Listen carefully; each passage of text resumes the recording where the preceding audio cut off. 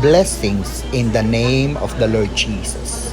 Welcome to Paraclet TV, making disciples through the power of the Holy Spirit.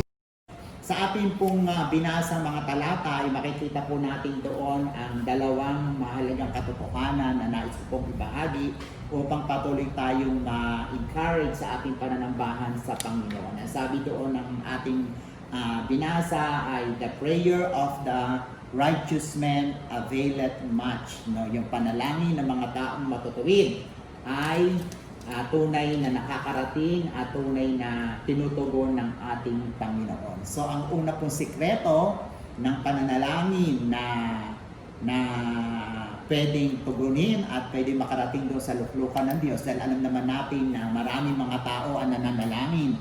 Ang mga Muslim nananalangin, ang mga Roman Catholic nananalangin, ang mga Iglesia ni Cristo nananalangin, ang mga Buddhist nananalangin, ang mga Chinese nananalangin, ang mga Amerikano, mga Japones, hindi na po tayo ay nananalangin po ang lahat ng tao na yan. No, at kahit nga po yung mga sabongero, nananalangin din, manalo po sana kami sa sabong na ito.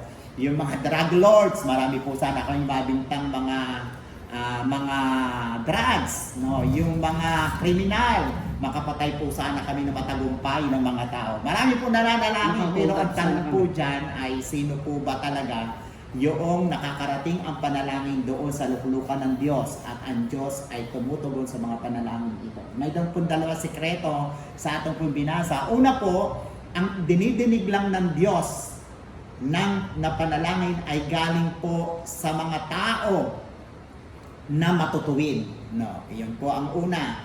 Mga tao na matutuwid, righteous, no, hindi po sa ating background o hindi po sa ating mga sektang pinaniniwalaan, hindi po sa mga simbahan na ating dinadaluhan, hindi po yan ang mga credentials para tayo ay marinig ng Diyos.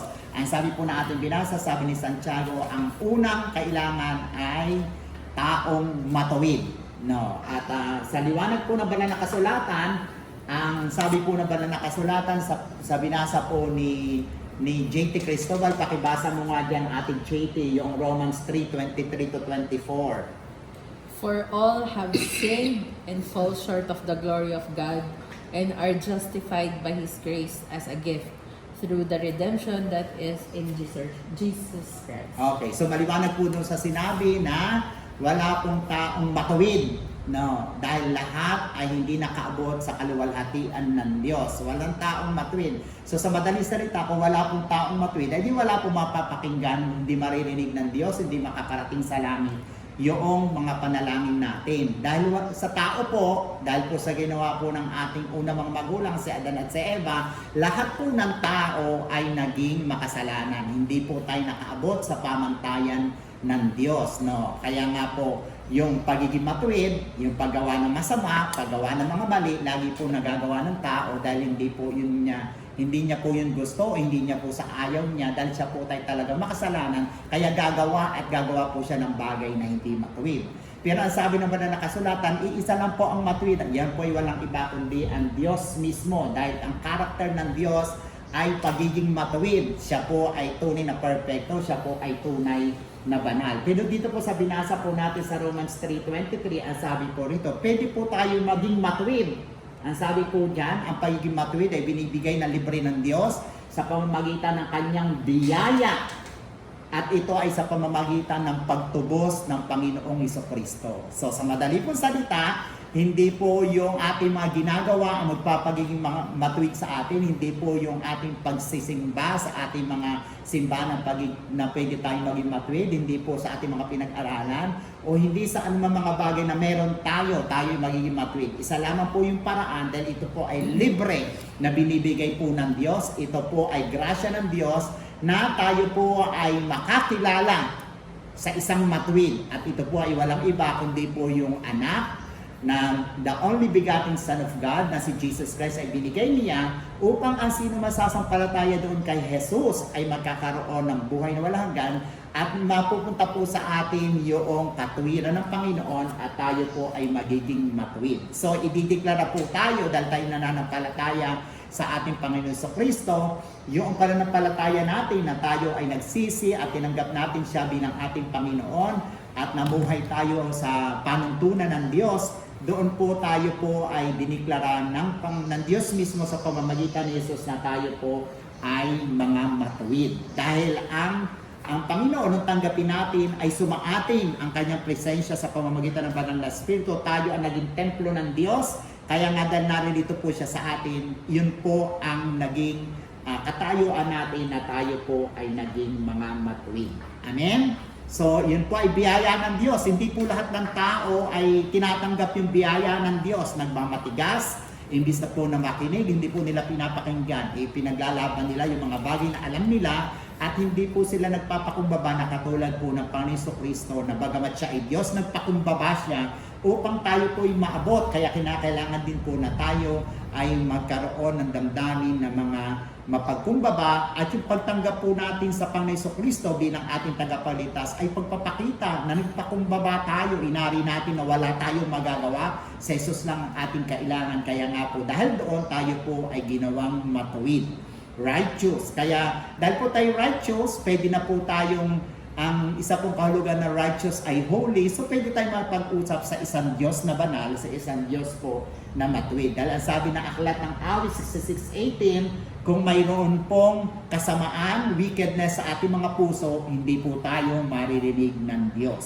Dahil ang namamagitan sa diretsahang ugnayan ng tao at ang Diyos, walang iba kundi po yung kasalanan. At pangalawa po, ang sabi pong ikalawang katotohanan na pwede natin maunawaan ay ang panalangin po natin ay maririnig ng Diyos dahil po ang Diyos po ay makapangyarihan sa lahat. Hindi po dahil sa ating paraan o mga salita na ginagamit, kundi pinapanalanginan po natin ay isang makapangyarihan ng Diyos na kaya niya pong gawin ang lahat po ng bagay. Kaya nga po, tutugunin niya ang ating mga panalangin. Dahil po doon, nasabi doon, tayo ay marinig ng Diyos dahil tayo ay nakakonekta sa isang makapangyarihang Diyos. Amen? Nakakonekta tayo. Kumisan po ang mga social media, lalo na yung mga guro na katulad ko na nakakaranas ng mga pag-aaral, ay nawawalan po ng koneksyon. Pero tayo bilang matuwid, nakakonect po tayo sa ating Ama. Kapag tayo po ay nananalangin, ang connection po natin ay tunay na malakas dahil nga po nakakonekta tayo sa isang malakas, sa makapangyarihang Diyos. Ang sabi po, ang isa po sa mga tatlong absolute na katangian ng Diyos, siya po ay omnipotent, omniscient, and omnipresent. Makapangyarihan Diyos, kaya niya gawin ang lahat ng bagay. Alam niya ang lahat ng bagay at siya po ay pwedeng nasa lahat ng dako. At ang sabi nga ni E.M. Bound, sabi niya, prayer can do anything that God can do.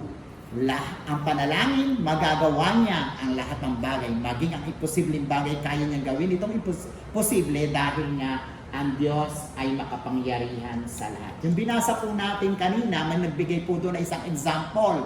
Ang example po ay wala iba kundi si Propeta Elijah. Ang sabi po ng ating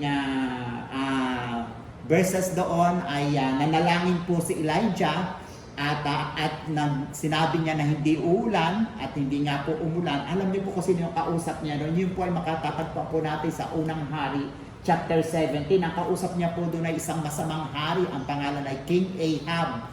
At ang sabi niya kay King Ahab, hindi uulan ng 3 at kalahating taon. Kaya nga po, hindi nga umulan. Kaya ang ginawa nitong King Ahab, gusto po siyang ipapatay. Kaya nga tumakbo po at nagtago po si Elijah dahil nga po sa sinabi niya pong ito. Ngunit ang sabi naman sa kanya ng Diyos, dahil connecta po siya sa makapangyarihan Diyos, ay pumunta po siya sa isang dakong ilang. At doon po ay pinainom po siya ng Panginoon. Gumamit pa siya ng ibon upang siya ay laging pakainin ng Diyos. At habang siya nakakonekta sa makapangyarihan Diyos, ang Diyos ay patuloy na nakikipag-ugnayan sa kanya.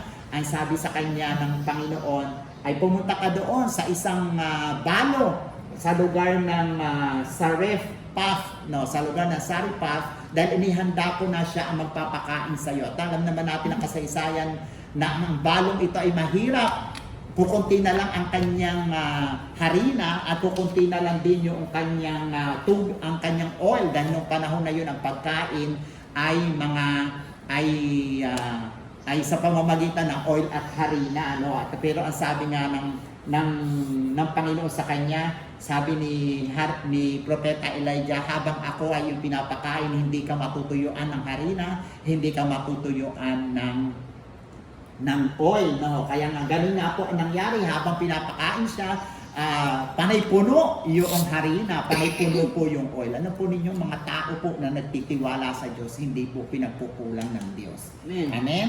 Laging puno ang biyaya po ng Diyos, laging puno ang bigasan, laging puno ang ating pakamantika, ang lahat ng ating mga lalagyan ay laging po punuin ng Diyos. Ang kailangan lang natin ay maging matuwid. Dahil ang Diyos natin na makapangyarihan sa lahat, siya po ang magpupuno ng mga bagay na kulang po sa atin. Ano? At habang siya po naroon, nagkasakit po na matinding sakit yung anak po ng widow. At kaya nga umabot ito sa kamatayan noong anak na widow. Pero ang sabi po ng kasaysayan, sabi sa unang king, sabi po ni Elijah, Panginoon, narito po yung pinapunta mo ako rito at ang taong ito, yung widow, ay pinakain ako ng pinakain at wala siyang ginawa kundi ay paglingkuran. Buhayin mo ang kanyang anak. At pabalik-balik po siyang bumabalik. Alam po ninyo, nung last time, pinag-aralan po natin yung ating persistence sa pananalangin. Huwag tayo magsasawa, tuloy-tuloy lang tayo sa pananalangin. Ganun din po ang ginawa ni Elijah. Sabi ng banal na kasulatan, 3 beses siyang bumabalik at dinadapaan niya yung katawan, hinihingahan niya yung katawan noong anak noong widow. Tapos aalis na naman siya, hindi pa buhay, tapos babalik na naman siya mananalangin, dadapaan niya naman, hihingahan niya po yung hanggang po sa 3 balik niya ay tunay na hinatid niya na po yung anak ng widow na buhay na buhay. Ano ho? At matatandaan din natin yung kasaysayan na nung manalangin po siya na upang ang 400 na false prophet ay maipahiya ng Panginoon. Iyan din po ay nangyari sa buhay po ng propeta pong ito. No. May kaibahan po ba tayo sa propetang Elijah? Wala po. Ang sabi po ng ating James 5:16, the same nature, pareho lang po tayo ng kalikasan. Parehong tao, parehong kumakain, parehong humihinga, parehong dumudumi. No. Pero may kaparehong po tayo sa Kanya. Tayo po ay parehong matutuwid. Ginawa po tayong matuwid sa pamamagitan po ng grasya ng Panginoon. At dahil po doon, si Elijah po ay naapektuhan niya yung buong Israel. At dahil lahat ng kanyang pinapanalangin, lahat ng kanyang sinasabi dahil sa Panginoon, ay tinutupad po at tinutugon ng Panginoon. Nakaapekto po siya ng maganda sa Israel. At tayo rin bilang mga matutuwid na ginawa na tayong matuwid dahil sa pangalan ng Panginoon Jesucristo, tayo din dapat ay nakakaapekto hindi man sa buong mundo, kundi doon mismo una sa ating pamilya. Nagiging pagpapala tayo sa ating mga kasambahay o kasama sa bahay, sa ating mga anak, o kung kayo po'y dalaga sa inyong mga magulang o sa inyong kabiyak, no? At sa inyong community, yung nakapaligid po sa inyo na bagamat bawal lumabas, o sa inyong mga ka-webinar, o sa inyong mga ka-opisina na naka-social distancing kayo, o sa inyong mga ka-Facebook. Dahil kayo'y matuwid, dapat magiging matuwid din ang inyong mga kausap sa Facebook. Amen?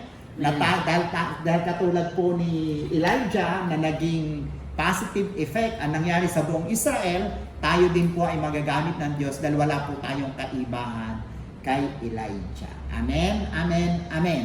Purihin po ang Diyos dahil tayo po ay ginawang matuwid ng Panginoon. At ang ating panalangin ay tutugunin ng makapangyarihang Diyos. Walang mahirap sa Panginoon. Share Jesus. Subscribe and Subscribe, share share. Paraclet Paraclet TV. TV. Go, go, go.